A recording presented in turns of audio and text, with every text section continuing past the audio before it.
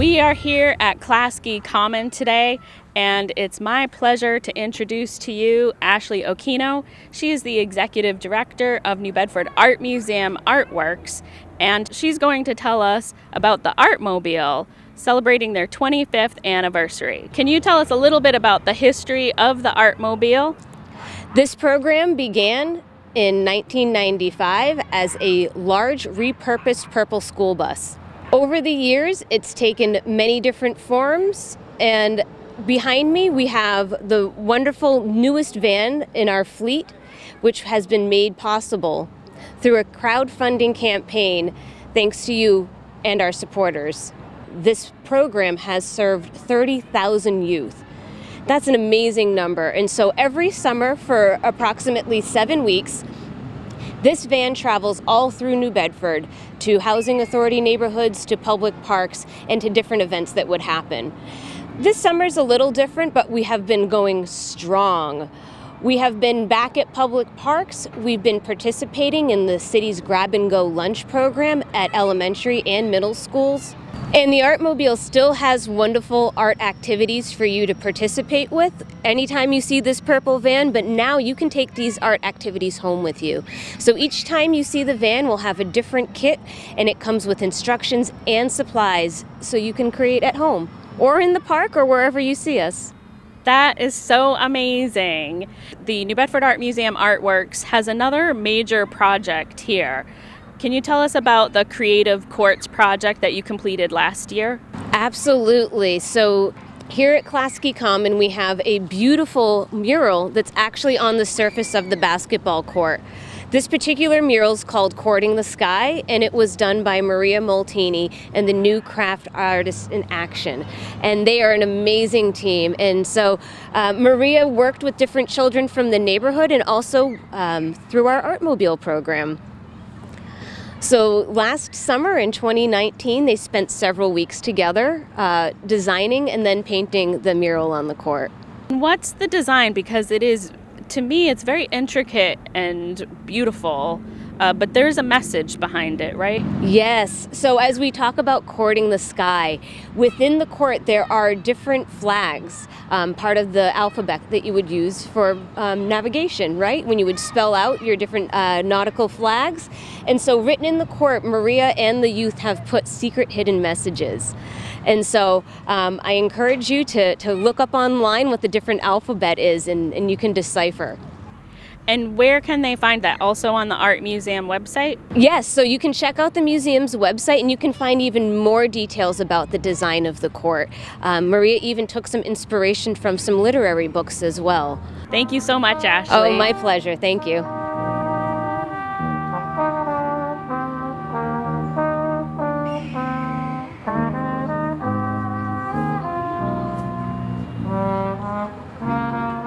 I am here with Tanya and Eden, Artmobile art educators, and they are going to tell us a little bit about what happens when children come up to the Artmobile van and table.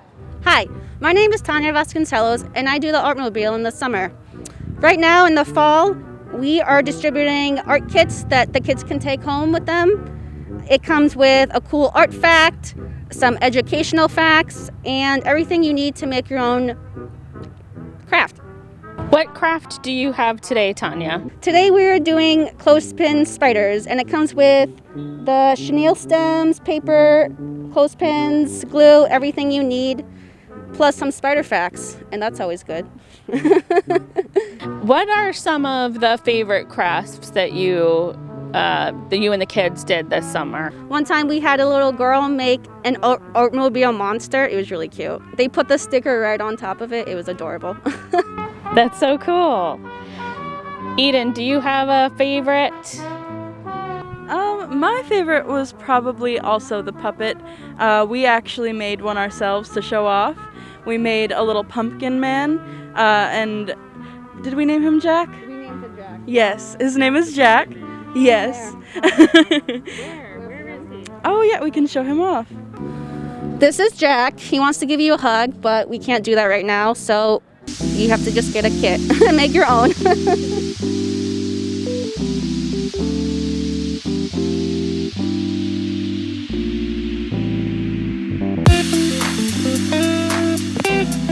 Hi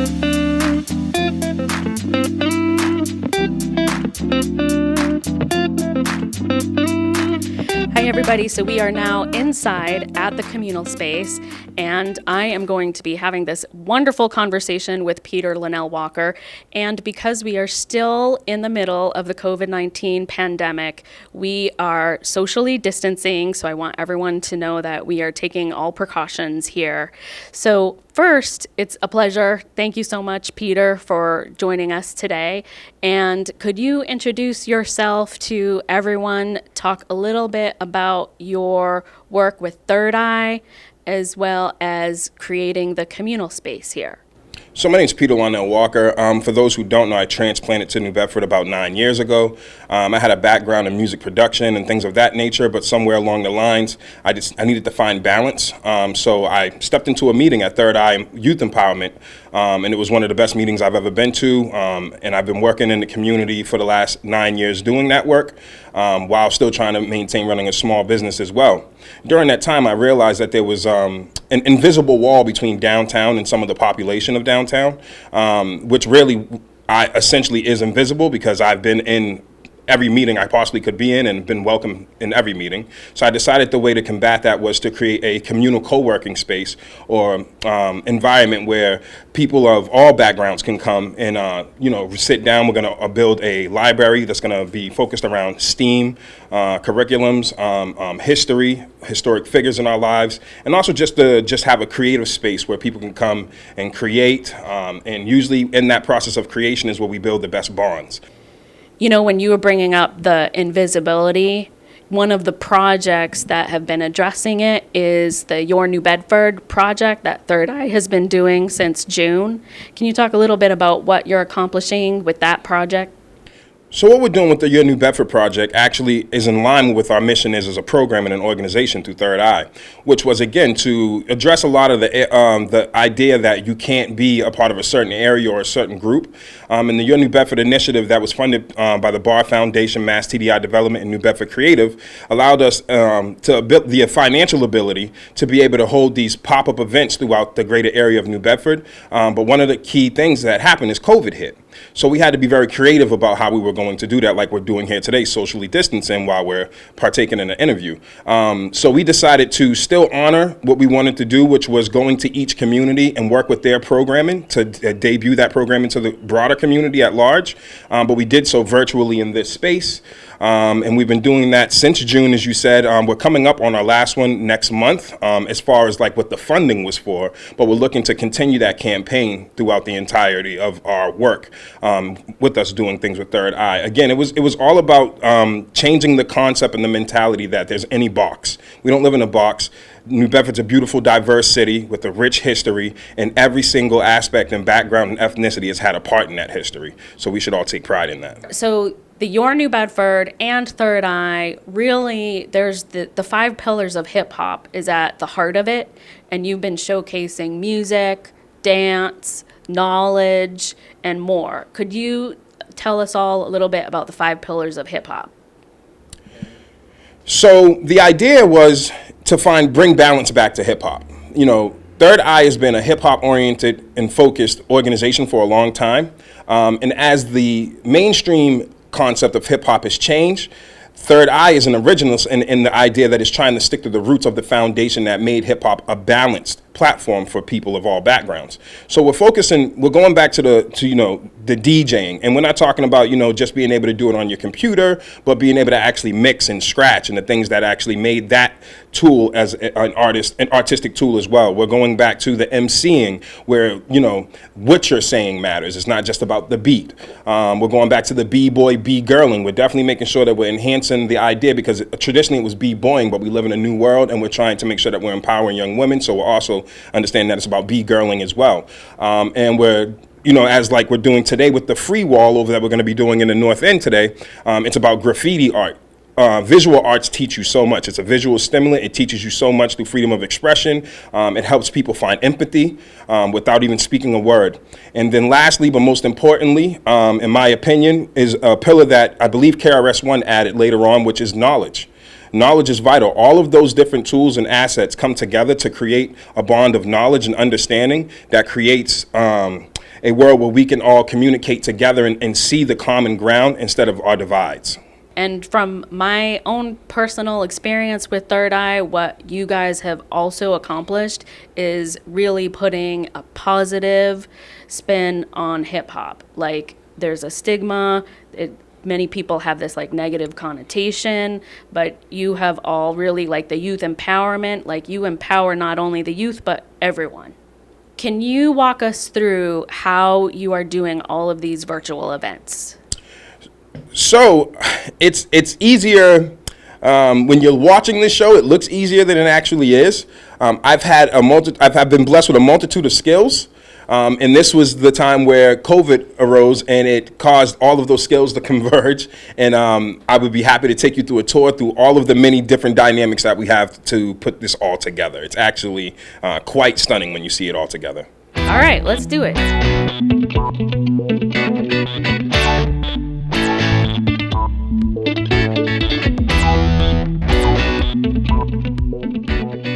What you see here is we have one computer that runs all of the virtual space. This is actually the work window we work out of, that when people stream in, I send them a link. They can sign in through the link, and then we'll all come up on the screen. I'll show you an example. I can pop myself up on the screen, and then I can have someone else there. We can pop up different videos from different areas up onto the screen, and all of this, everything that you see on this screen right now is what's being fed to the general public when we feed virtually. The sound is all controlled to our 32 channel mixer, the Behringer mixer, the X32, which is absolutely awesome. It's used for concerts and things of that nature, but it's been very practical for us because we can run all of these sound inputs into one destination and be able to control the sound. It also is connected via wirelessly as well, so through my tablet I can be on the other side of the room and adjust, and the board will move here. Okay, so if everyone hasn't realized this yet, this is all live streaming. This is not like just recording. Some of it's recorded is what I understand, but most of it is a live stream. So can you talk me through how you blend all of those elements together, the live streaming versus any of the recorded material you have? Absolutely.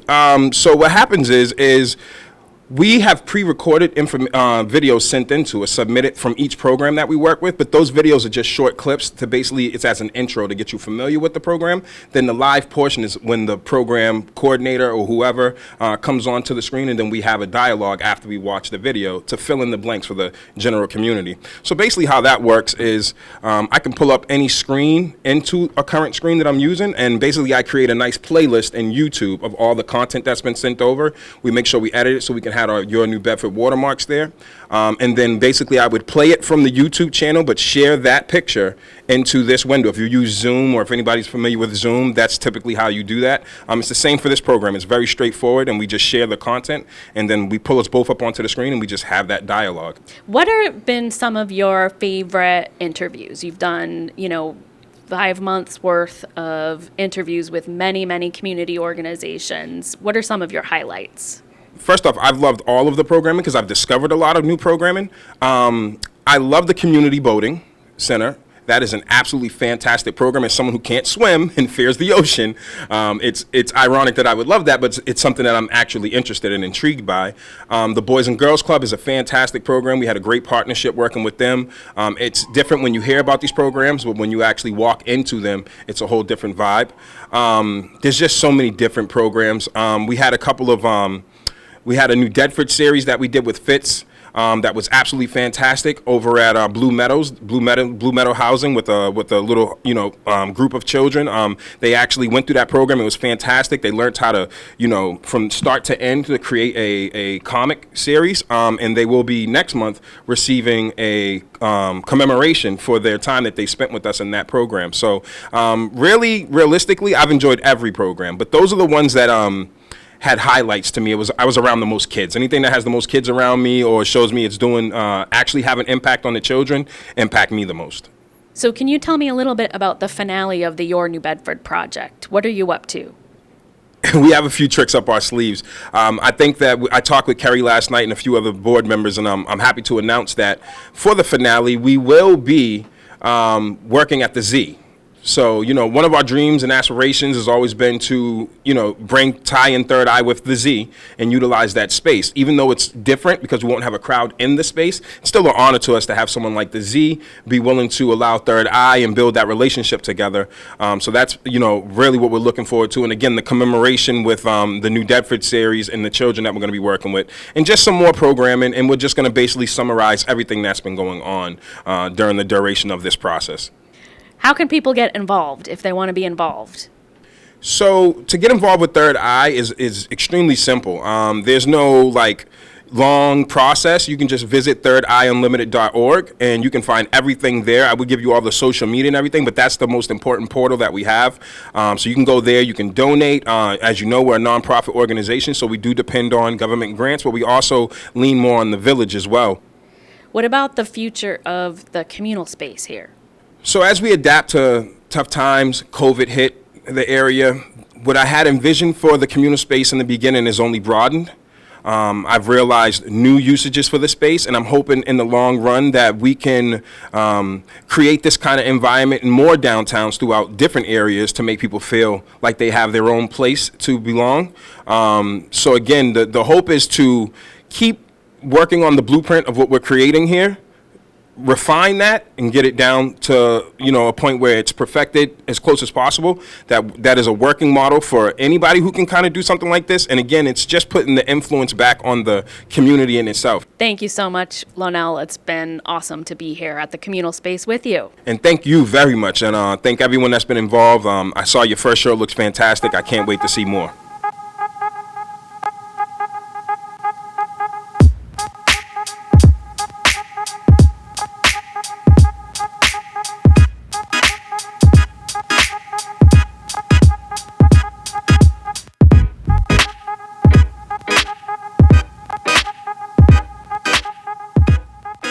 Hey everybody, we are here in the North End on Dean Street off of Acushnet Avenue, and we're here with New Bedford Symphony Orchestra players, and I'm standing with Mandy Fraser, who is an artist and involved in this project. So Mandy, can you tell me a little bit about your background as an artist and what you're doing here tonight?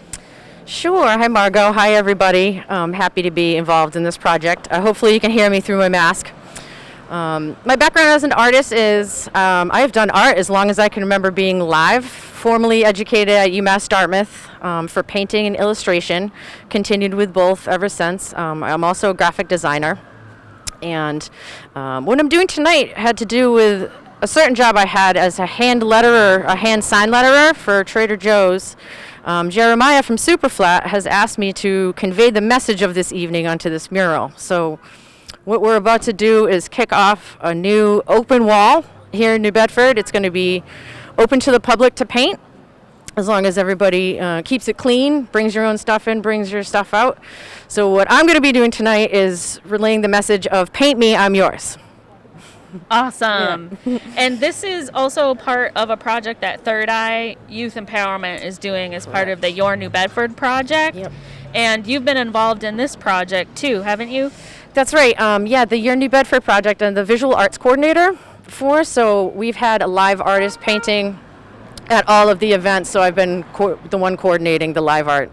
That's amazing. I'm actually on this side tonight. Awesome. So. Now you're on the front end of the camera, right, instead of the back end. Have you? What are some of your favorite artists that have been part of this Your New Bedford project? Oh, well, I've loved them all. I gotta say, I really enjoyed. It's hard to pick a favorite. I really enjoyed the other Superflat evening when we had 15 people going at once. That was different. Devin was great. Last month we had Alison Wells and Dina Tavares, who were both excellent, and they really understood the message of Your New Bedford coming through in their pieces. Some home city love or some chosen city love. Yeah, but I think everybody's been great that's been part of it. That's awesome. Thank you so much for being here tonight. Thank you. We are here with two fabulous New Bedford Symphony Orchestra players who are providing the inspiration for our artists on the open wall tonight. So I would love for you to introduce yourself and tell us a little bit about why you're here tonight. Sure, my pleasure. So my name is Andrew Moreschi. I'm the second trumpet of the New Bedford Symphony. I'm also the director of operations for the orchestra. We at the Symphony, in the past couple of months, where we haven't been able to go into the traditional concert hall to perform with a large symphony orchestra, we've tried to find new ways to reach out to the greater New Bedford community and create meaningful collaborations. So this is one of the perfect examples of that, of two trumpets playing together in a really unusual format and playing here next to a wall in New Bedford while artists are painting.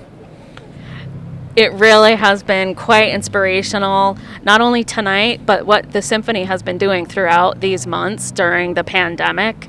Do you want to just talk a little bit about some of the things that you've been doing and then how people can see you virtually? Absolutely. So we actually were able to bring together a smaller contingent of orchestra musicians back in September and record our first season opening program. We've had to modify a lot of the repertoire that we normally play just simply because we can't fit the number of musicians safely on the stage. But so we were able to do that program. We have another program coming up actually in November that'll be streaming. I believe it's on the 21st, but don't quote me on that, which will be works by Shostakovich and Dvorak. And in terms of collaboration work, we also worked recently with New Bedford Ballet, having a string quartet playing side by side with ballet dancers. And so we want our musicians out there playing. We know that this is such a tough time and people look to music as a source of inspiration and comfort. And so we want to be there for the city of New Bedford in every way that we possibly can. Thank you so much, Andrew. Thank you and the Symphony for being there for the city of New Bedford. And I'll let you take it away with your performance.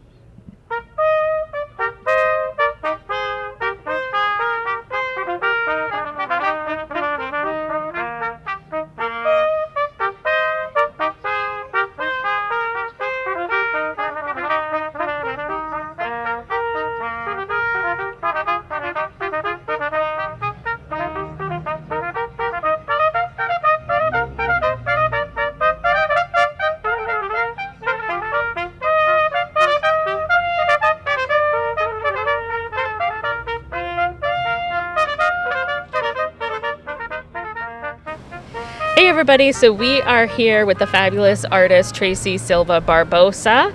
And Tracy, I would love for you to give us a little bit about your background as an artist. Well, I'm a painter, mainly on glass and canvas, but I also have a whole other side of my practice that is all dedicated to public art of all kinds. And sometimes that includes painting on the street. Yeah, so we are actually here in front of one of your creations on Acushnet Avenue. Can you tell us a little bit about that, how it came about? Sure. Well, I'm of Portuguese descent, and this neighborhood here used to be predominantly Portuguese factory workers for the textile mills. And in the recent years, the demographic has shifted more towards South American. And as a recent child of immigrants, I feel this camaraderie with the new group of people that come in, and it inspired me to take inspiration from the Portuguese azulejo tiles, the blue and white tiles that you see pretty much all over the world, and use Guatemalan design influence in my design for the street mural, so there's this confluence of different cultures in the same neighborhood. And you're also here as part of the Third Eye, your New Bedford project. What are your plans for tonight? Just to get some paint up on that legal wall, baby. Awesome! I can't wait to see what you do. Yeah, you just like let it take you away. Yeah, the legal wall that's up here at is 1418 Acushnet Avenue. Is for anyone who enjoys graffiti or painting on a wall. They have a legal wall here to work on, courtesy of Third Eye and Super Flat and Love the Ave. Awesome. Thank you so much, Tracy. Thank you, everybody. We are here with Corinne Williams, who is the Executive Director of the Community Economic Development Center, the CEDC. And tonight's project, and many projects actually in the North End, are led by the CEDC. So Corinne, first, thank you for being here tonight. Can you tell us about the project for tonight? Sure. Tonight's project is part of a larger group of public art projects that is part of a urban agenda grant that the CEDC was able to obtain from the Commonwealth, and it involves engaging artists in public spaces in the North End to do a number of different projects, like the ones you were just talking about with Tracy Barboza's street mural. There have been some other art projects, but tonight's project with Third Eye and Superflat will take a wall and be a space for community members to paint and for artists to paint on a legal wall, and I think it's fantastic.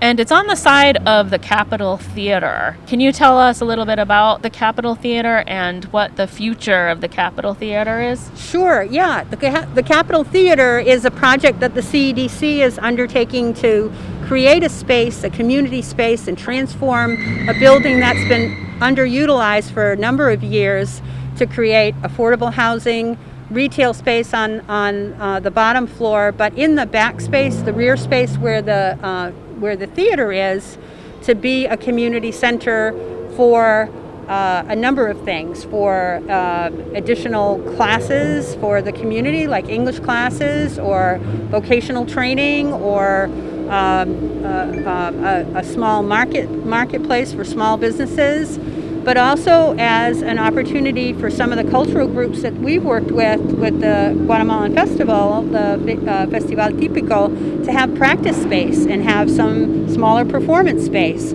So we're really excited to work on this project. It's a longer term vision, but we're really excited to be part of Acushnet Ave and to improve the neighborhood. Thank you. Now, you mentioned the Guatemalan Festival. That's been such an amazing festival the past few years. And of course, due to COVID-19 pandemic, you couldn't do that this year. What are the plans for it in the future? Well, we hope to continue the festival in through next year, depending on what happens in the coming year. But at the same time, we're still continuing to engage performers and artists from the Guatemalan community to bring their culture and performance into the neighborhood. So we've been trying some alternative forms to keep it alive in that sense. You mentioned the possibility that you might put some of the performances up on a virtual platform. That's right. Yeah. We've put together some of the sights and sounds of the festival in previous years on in a virtual festival format, and we plan to display that at the Capitol Theater and some of the windows so that people can walk by and kind of remember what the festival was all about, even though they couldn't attend this year. And what it could be in the future, too. Mm-hmm. Absolutely. Yeah. So thank you so much, Corinne, for supporting all of the wonderful development that's taking place in the North End. It's really making an impact for the city. Well, thank you, Margot, and thanks to all the artists who are really making a difference here in the neighborhood, too. I hope you enjoyed this episode of New Bedford Creative and hope that you join us on our next program. I'd like to thank Ashley Okino and the art educators at the Artmobile. Thanks also to Peter Lonelle Walker, Mandy Frazier, New Bedford Symphony Orchestra, Corinne Williams, and Tracy Silva Barbosa for graciously appearing on this show. For more information about New Bedford Creative, including various grant programs available and our calendar of events, visit our website at newbedfordcreative.org. I'm Margot Saulnier. Thanks for watching, and see you again soon.